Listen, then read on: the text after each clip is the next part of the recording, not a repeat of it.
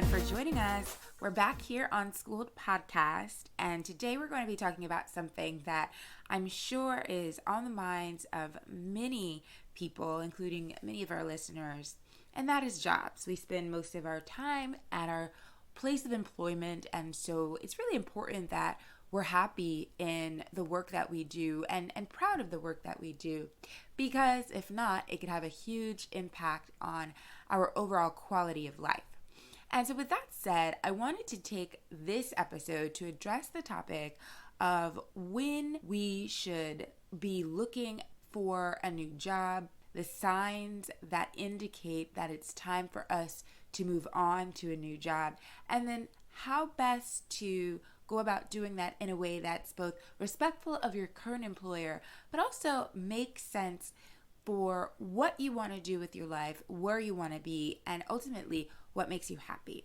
So with that said, I'd like to introduce somebody who knows a lot about careers and has a lot of insight into this topic. She is a Forbes contributor, a career coach. Rachel Montanez is her name. And I want Rachel, could you just introduce yourself and tell people a little bit about who you are and what it is that you do? Hi, so I'm Rachel, and I'm a career coach focused on helping individuals beat burnout and boredom. And I do that by working with people and helping them understand where they are and where they want to be. So that's kind of what my work is focused on. Great. And Rachel, where are you based? I'm based in the Orlando area. Wonderful. All right. Perfect. So, Rachel, one of the things that inspired me to do this is the importance that our jobs have on our lives, right? So, sometimes I think people use their jobs as a barometer for their own value, which I think is a mistake, right? I think you should have a sense of your own value and self-worth outside of your job, because if it is solely based on your job, then actually you have no self-worth or value. But the other flip side of that is that so many people also base their happiness on where they work. And while we should be able to be happy regardless of where we work, we all understand how impactful our place of employment can be on our overall outlook on life, because we spend so much time in our place of employment, right? So I wanted to ask you, right, I was actually, speaking of Forbes, I know you contribute to Forbes, and they had this great article in Forbes with the title called 6 Signs It's Time to Make a Career Change. And one of the things that was interesting, I noticed in this article about myself in previous jobs, the first sign is that you have to give yourself a pep talk every morning you go to work. In your opinion, what are some other signs that it's time for a career change? Yeah, that's a great question. So I think the thing is, our work is supposed to be a place of meaning. And that meaning needs to be something that you feel on a daily basis in order for you to be energized, in order for you to be putting in your best effort at work. So one of the big signs really is that you become disconnected emotionally, and that's often because your values have changed. It could be your life values, it could be something that a company has implemented, or a direction that you see an industry going in, and you just feel disconnected from it. So I think that's generally a big sign that I see that it's perhaps time to move on if there's essentially a disconnect in values. And how can you spot that disconnect? What does that disconnect look like? Yeah, so there are often times, you kind of like in a cycle of life, if you will, that we change as people. So it could be hitting a certain age in life. It could be becoming a wife or a husband or a mother or a father. It could be because something drastic has happened in your life and you feel like you want to give back to the world in a different way. So sometimes that happens because of something in your life happening, right? And other times it could be triggered by an emotion. So, of course, there's this new concept that, work is a meaningful place, and we can't actually detach ourselves from work emotionally. So sometimes it could be because of burnout or boredom. And that is the trigger that kind of lets you know that your values have changed and it's time to move on. Great. Yeah, some other signs this article in Forbes lists are little things set you off, you feel stuck, your new boss is awful, and as you just mentioned, you're bored, a big telltale sign. This is something that hit home to me. You're jealous. Now, I like to think of myself as much more evolved than what I used to be. But I think as human beings, we can all relate to feeling a little bit jealous when we hear other people rave about how wonderful their job is and how we may not necessarily feel that way. And that may sort of trigger a sense of jealousy. How can that sense of jealousy impact your work currently and then your ability to find new work?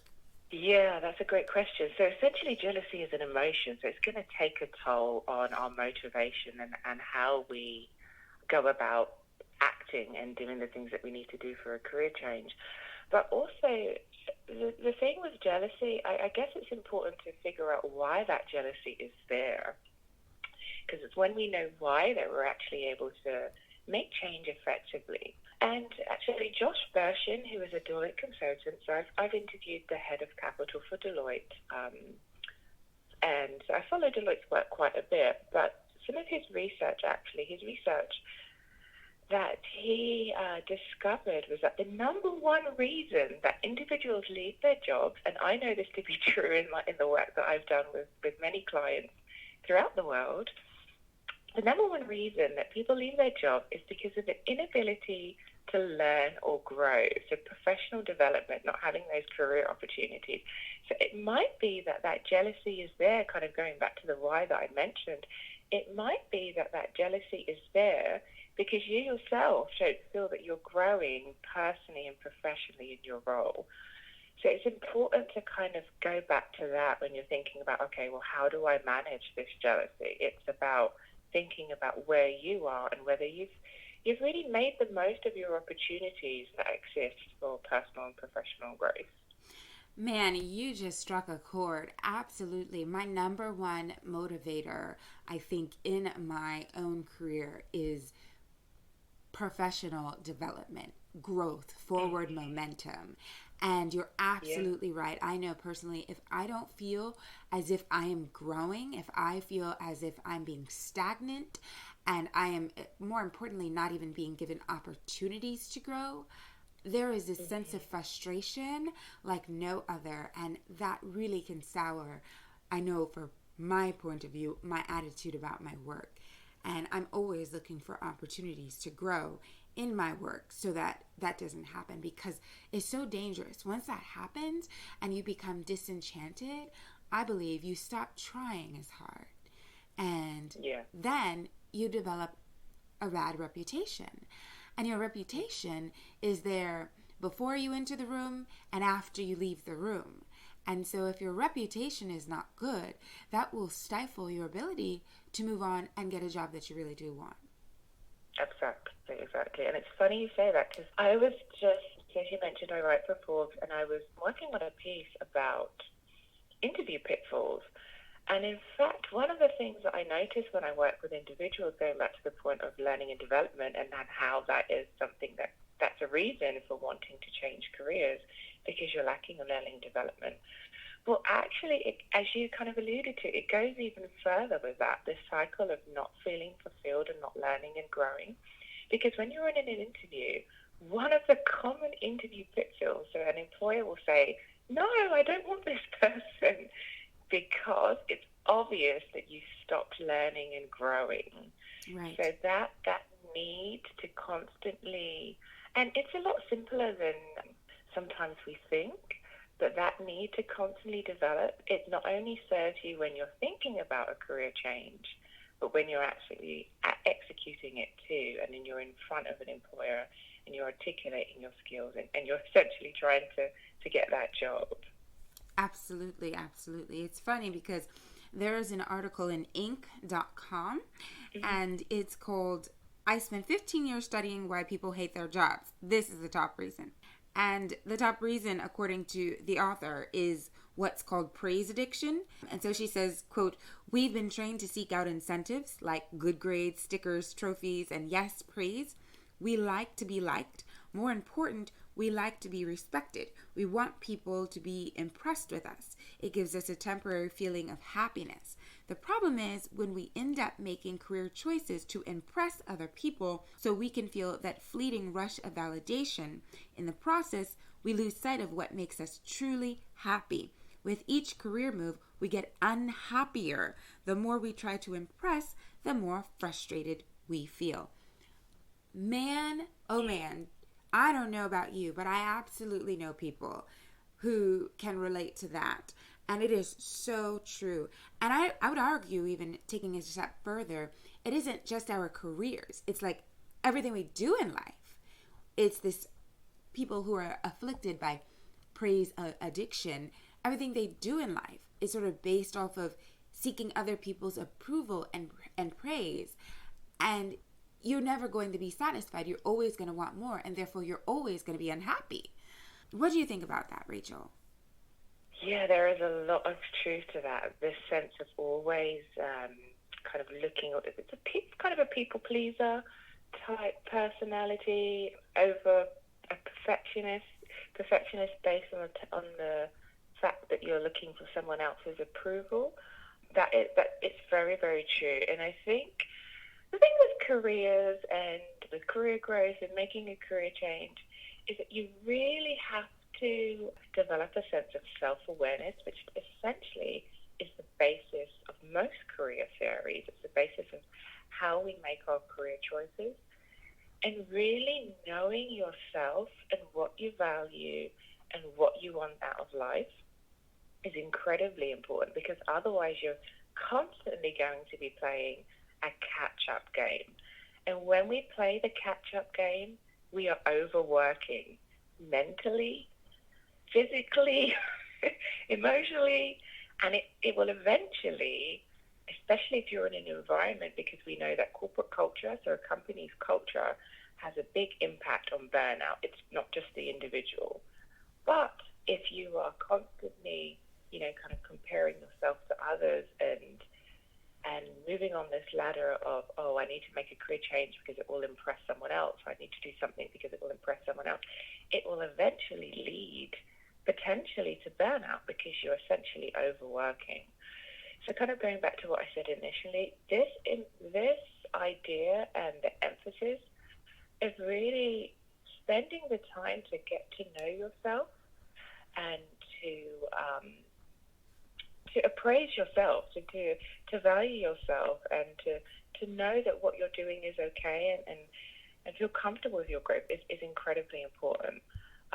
Not just for as I mentioned, not just because of the success of your career, but to help you with burnout and to manage your self-care too.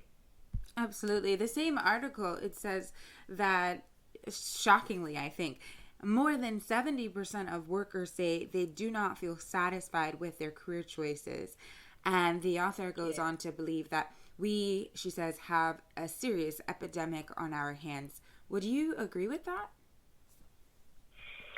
Yes, absolutely. In fact, I came across a statistic from Gartner that said that more than 40% of Generation Z individuals later regret taking a job once they take it. And there are many statistics like that that show that there is this sign of regret and not feeling sure after a career move has been made.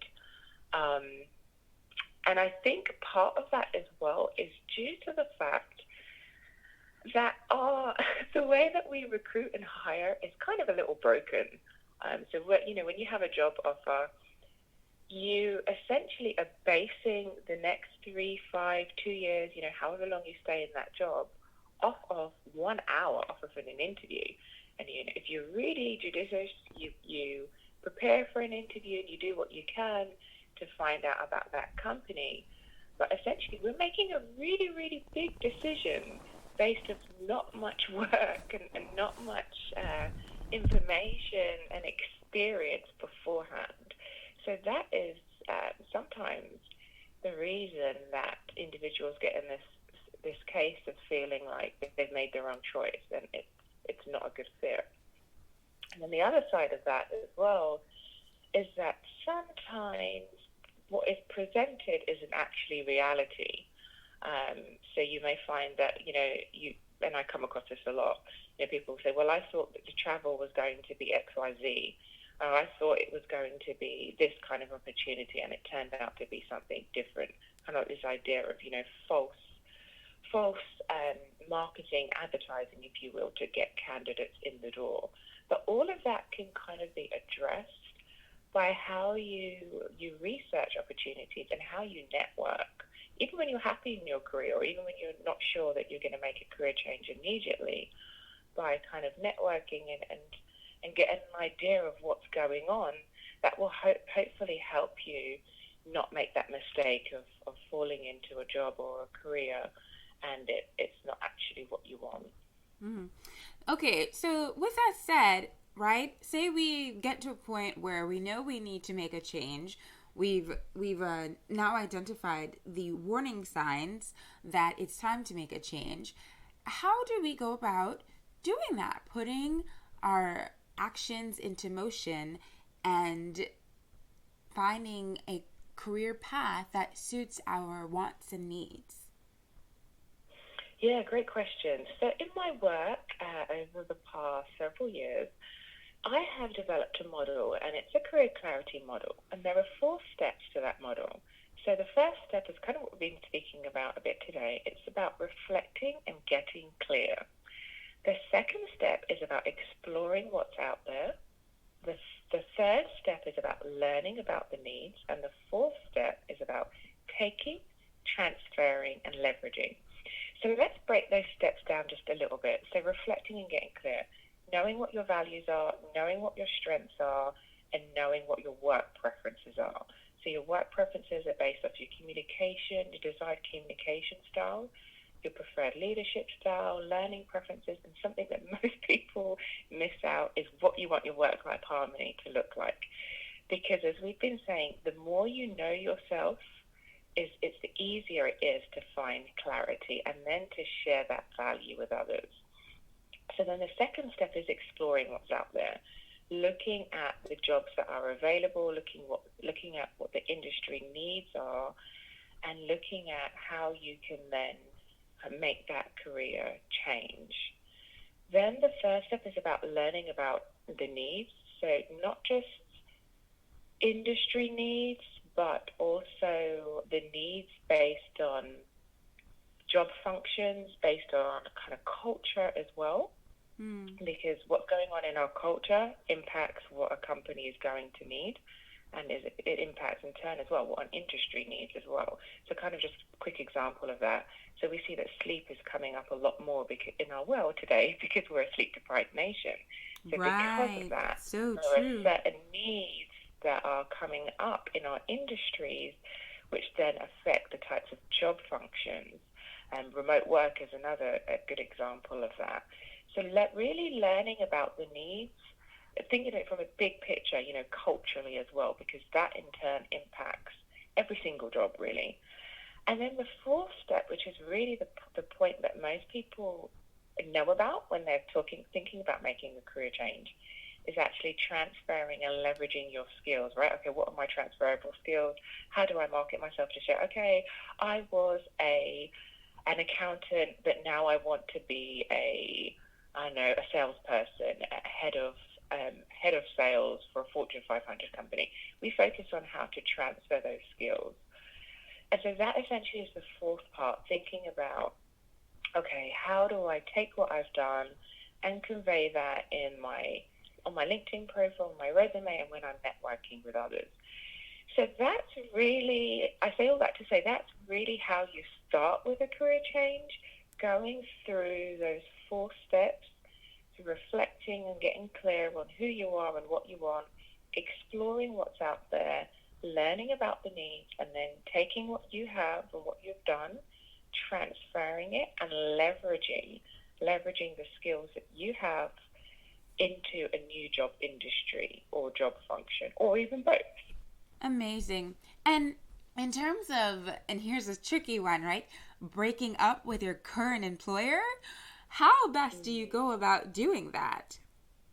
Yeah, so a lot of a work around careers, and when you're wanting to find a new job or to change careers, mindset is incredibly important. So kind of the question you posed about being jealous of others, that's a mindset thing. These are all emotions, things that affect your mindset. I think essentially with that question, there's two things you need to think about. One, an employer doesn't want you there if you're disengaged, right? Because you're not going to be productive. So that's one thing to bear in mind. The second thing is that to get this idea out of your head that, and I say that that sounds a little blunt, but I say that in a way of, also bear in mind that career change, if you're happy with your company, career change doesn't have to occur externally.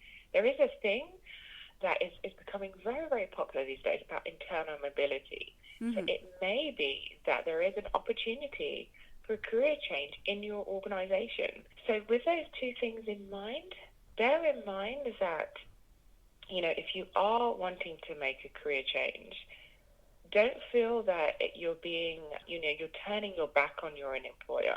It may be a good thing for them because it may be, that you're just going to be more productive somewhere else, or it could be that you can use your skill sets within that company.